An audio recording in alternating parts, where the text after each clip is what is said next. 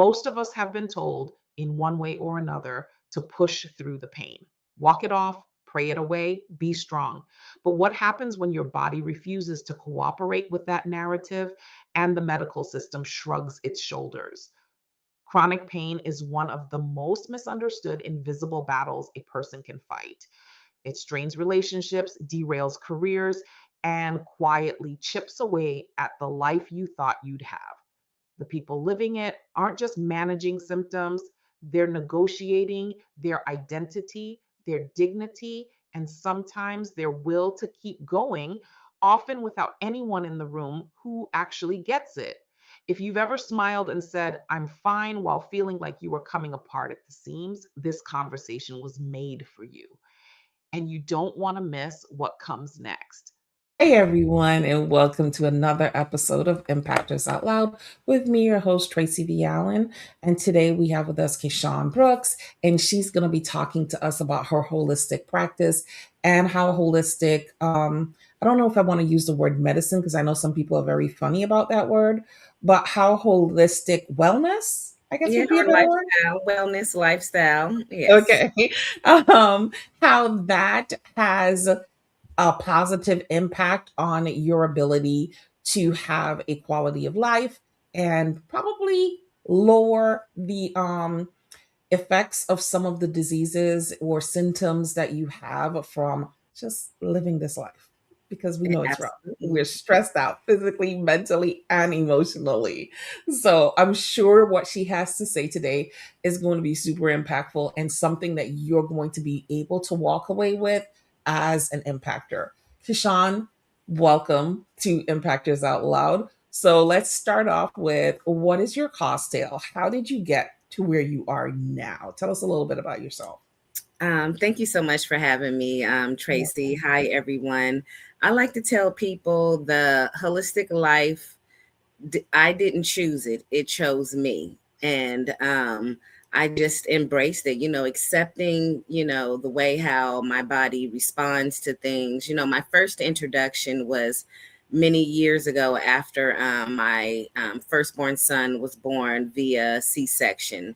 And the symptoms I was having afterwards were symptoms for women who have birth vaginally. So they couldn't explain why I was having these pains. And, I was like the topic of, the board meetings, like what is wrong with this client, many medications and things like that. And, they was beginning to think that I was crazy, but they knew something was wrong. But one doctor was like, have you ever heard of acupuncture? And I'm all like, I sure have, but I've never done it. And he was like, do you want to give it a try? And I'm all like, sure, I've done all of these other things, why not? And so I got relief fairly quickly, and that was the beginning of alternative treatment and opening my eyes to holistic wellness. Okay. And how many years ago is that? Oh, about 24 years now. Okay. All right. So Yes. you've been a practitioner of holistic medicine for about 24 years. What have you gotten into? What have you seen as results? And what do you treat most? Well, so I'm not a doctor. I just have a background in nursing. I worked in the Mhm. medical field for 20 years, 10 as a Okay. nurse. So I say, I was a patient before I started having clients, but Mhm. just um, as I continue, through, I'm in the medical field, of course, I'm used to going to the doctors and things. So, having a lot of different side effects to things, would lead me over back to the holistic lifestyle. I'm all like, okay, well, if I'm having side effects from regular Western medicine, I got to find a solution. But what really got me on this journey to be, who I am in the world today, was I was paying attention to the skin. I have very sensitive skin, so do my Mhm. children, and looking for a solution for myself and my family. That word got out. A lot of people in the medical community started to work with me, where I'm learning about natural, plants, organic plants, different soils at different continents. So it took me about 3 years to customize the products, because I was, studying the skin. The word was getting out. So people dealing with like who had cancer, and radiation and chemotherapy affects the skin, or different diseases like diabetics or renal failure. I was working with all of these type of clients, and so for 3 years it took me to formulate the products, of learning that technically a third of the population is just very sensitive to alcohols, dyes, and artificial chemicals. And through that 3-year process, that's when I'm realizing, okay, I got to remove all of these extra additives, and we were having positive results. And that has led into me a tragedy happened at the prison I was working at in 2018. I got severely injured, and that took me out of the medical field. And I'm still in treatment today, to this day, 8 years later. But I shifted, into opening up my own holistic skincare brand. So, if that wouldn't have happened, I wouldn't be, where I'm at today. But that's kind of like what led me into getting started in as a holistic business, and seeing clients for that. So your holistic business is centered more around dealing with skin issues. Yes, right now it's Mhm. it's the mission, the value is around those with sensitive skin. So the company Mhm. is Renew You Body Butters. We're all plant-based, organic. We don't use any alcohol, dyes, or artificial chemicals, which makes the products perfect for those with dry, sensitive skin like eczema, rosacea, psoriasis, acne, hyperpigmentation. So it's hair, face, and body products. But Mhm. I also, as you can see, part of my name is the Holistic Pain and Trauma Warrior.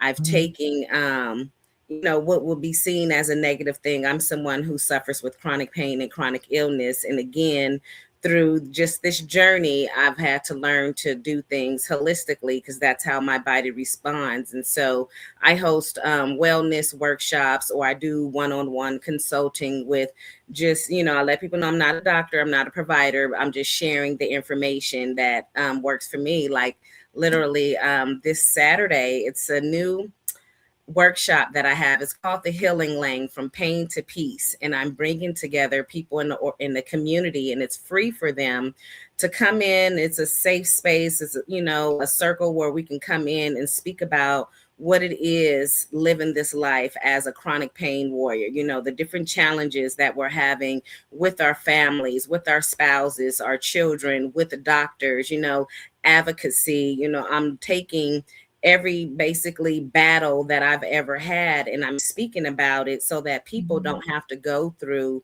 what I went through. So they get Yeah. to learn from me. And it's starting to take off. This is my 3rd month doing it. And Mhm. I believe all my seats are going to be taking this round. So being Mhm. able to give back to the community, is a major impact for me, because people don't have to suffer like how I did. Yeah, and there's a lot of people, a lot of us out here suffering silently. I don't really suffer silently because I learned a long time ago I needed to advocate for myself, Hmm. you know, and advocating for yourself can come with some setbacks because you have to battle with the doctors and them thinking that something is wrong with you because you are refusing to do what they tell you to do, Right, and they feel that exactly. they're the ultimate They think they decision God maker. sometimes. They think they got Right. So literally. I Mhm. tell people all the time, people like you, if you're not able to advocate strongly for yourself, maybe you feel like you don't know enough about medicine or, whatever it is, then you need to take someone with you on those Yes. appointments to help to advocate for you because chronic pain is a lot to do. And people don't realize what people who live with chronic pain go through on a regular basis, to the point that I have gotten to where when people say, "How are you?" I'm okay. Mhm. I Right? could be dying inside and I'm okay because Like I know I'm you on really don't fire. want to hear it. I'm on fire in the inside. It feels like electricity, but I'm gonna sit here and Yeah. smile and say everything is all right. Especially, I like when you say that, because especially chronic pains that you can't see, that the people can't see. Right. If you have a broke arm, a broke leg, Mhm. oh, okay, it's understandable. But when it's internal, it's like an ever-ending battle that you are up against the world, your family, and these doctors, because people expect for you to act like everything is okay. And Mhm. the sad part is we have to, because we Right. legitimately can complain all day if we want to, but we choose not to. Yeah, I agree with that completely, because I tell people you don't understand when someone has chronic pain until you've had it yourself. And Mm-hmm. as someone who has lived with chronic pain all my life, I always tell the story of remembering when I was a little girl. I said, Mom, I said to my mom, I think I was like maybe about 6, 7 years old. And I said to my mom, does everybody feel like this every day? And she's like, what are you talking about? And I Wow. was like, I'm like always in pain, And she was like, are you? And I'm like, yeah. She was like, you don't complain. I was like, I'll be complaining all the time. But I just wondered, that day was exceptionally bad. And I was just like, is this what being a human is about? Right? Is this life? This can't be what I have in front of me for the rest of my life. Mhm. Yes. But it was what I had in front of me for the rest of my life.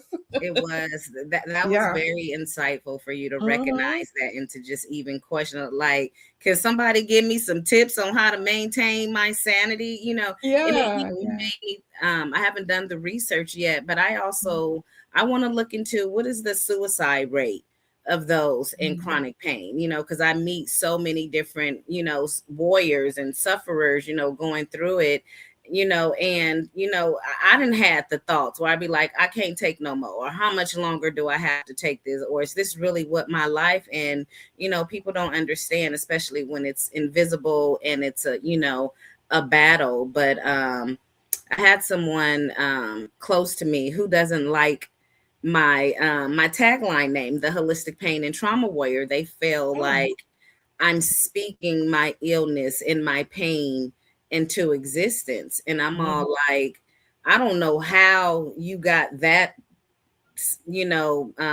conception from the title Holistic Pain and Trauma Warrior. But I said, no, it's basically me and my lifestyle.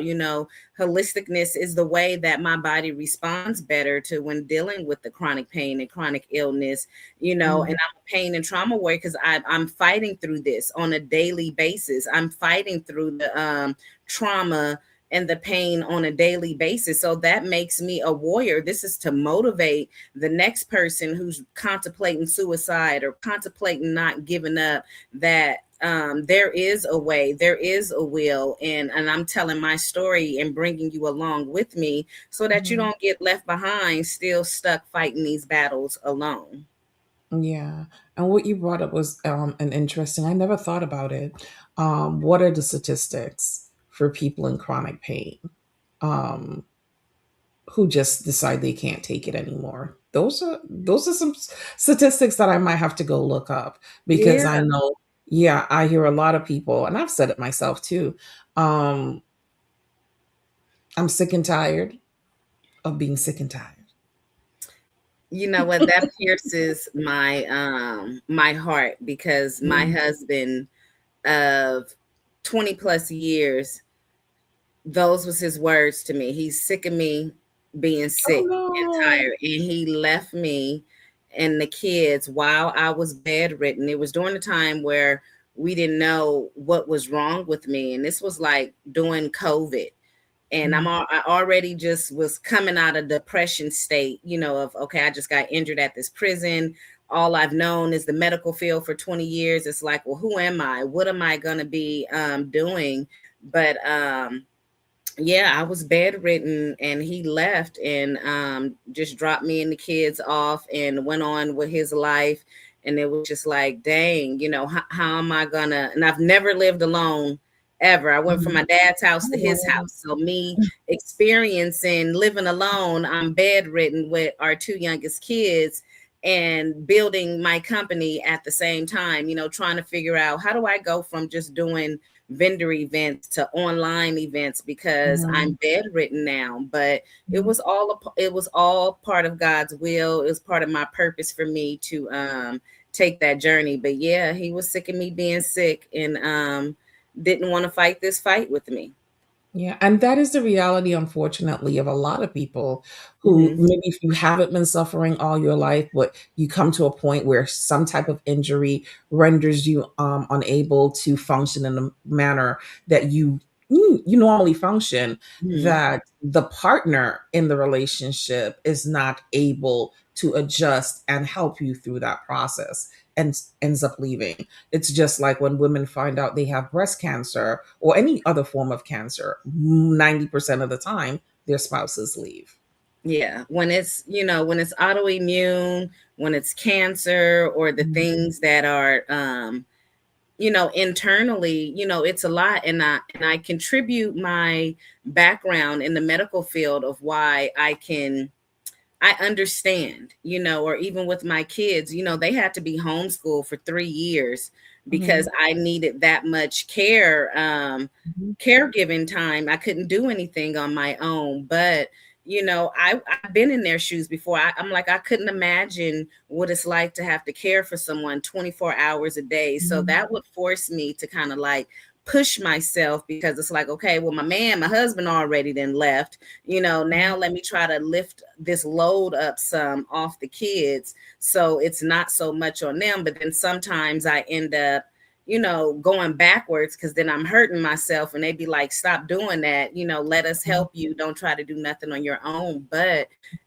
that's a part of this journey. And I want people to know that just because your family doesn't understand, or just because the kids don't understand, or even the doctors, you understand, you still have to advocate. You're living in this body. One of the conditions I'm battling with is stage 4 endometriosis, and it's a rare form where it has infused my organs together. So at any time, anything, I could sneeze, cough, bend down to tie my shoe, and these ligaments can be ready. These adhesions can rip my Like organs this, apart. and it feels like somebody is pulling you apart Yes. from the inside out. I know. Okay. And so it's, if I wouldn't have I'll say I was kind of brainwashed a little bit in the beginning, and that's why I contributed to the reason of why it took 20 years to find out what it was, because I was listening to the other people. Oh, there's nothing wrong with you.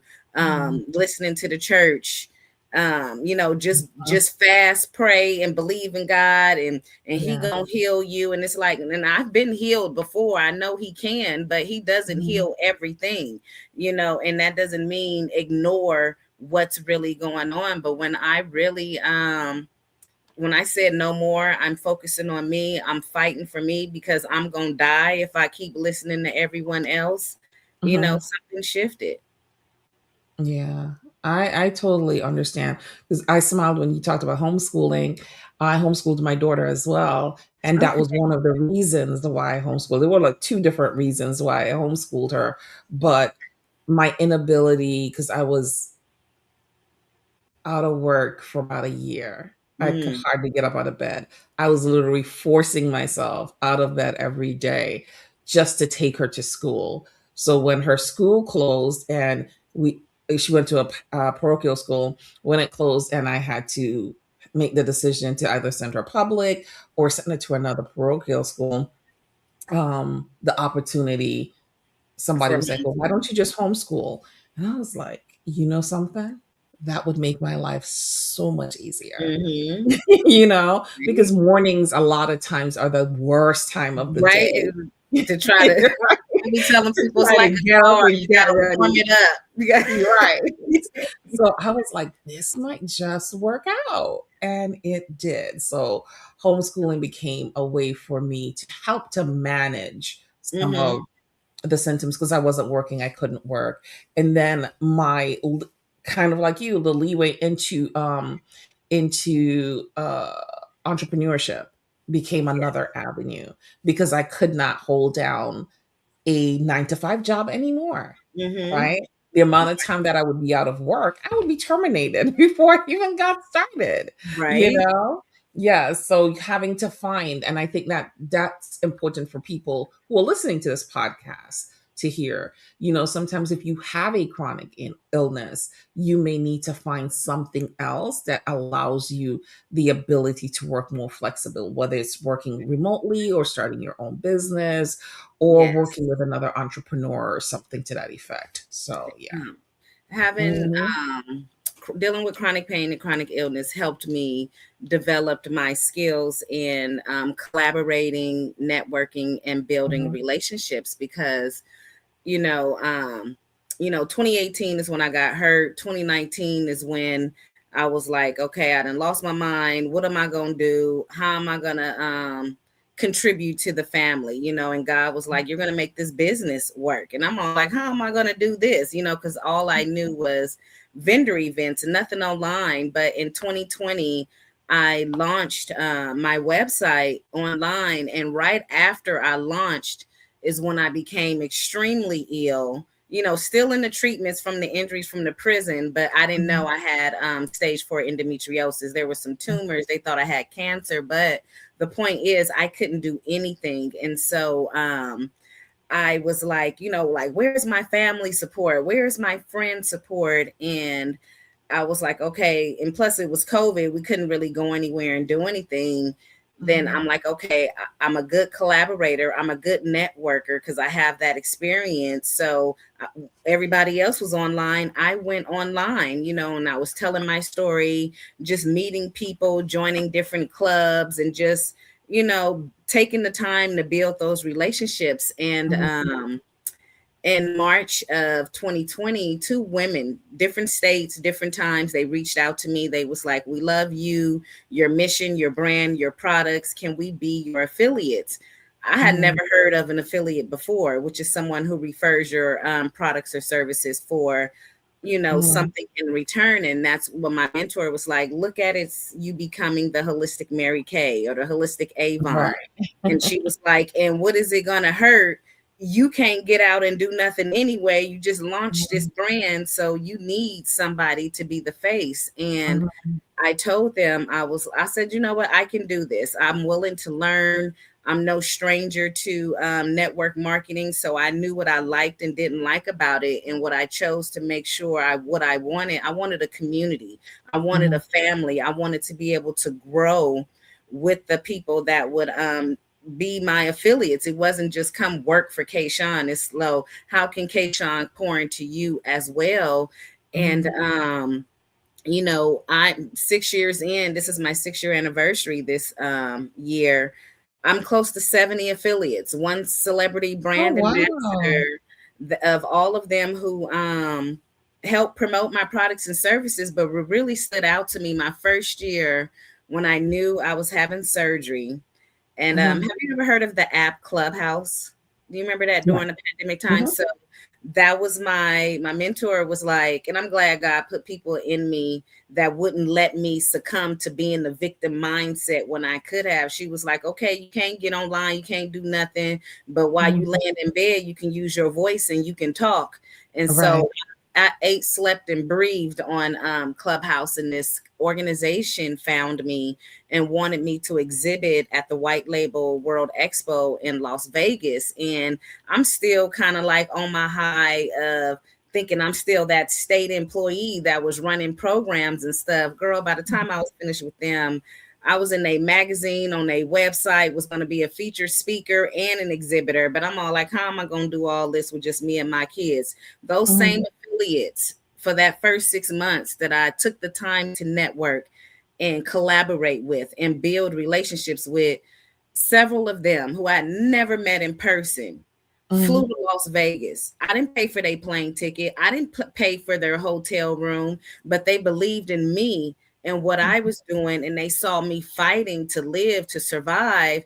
And they came to come represent this stranger online, and I was like, oh my God. I was like, I don't even think I would have did this. I've never done nothing on it, but it just was like, it made the switch turn off of me complaining about who wasn't there and turned it on to, okay, where's my tribe of people out there that I can make an impact with, that wants to make an impact with me? And they came and represented so hard on day 2.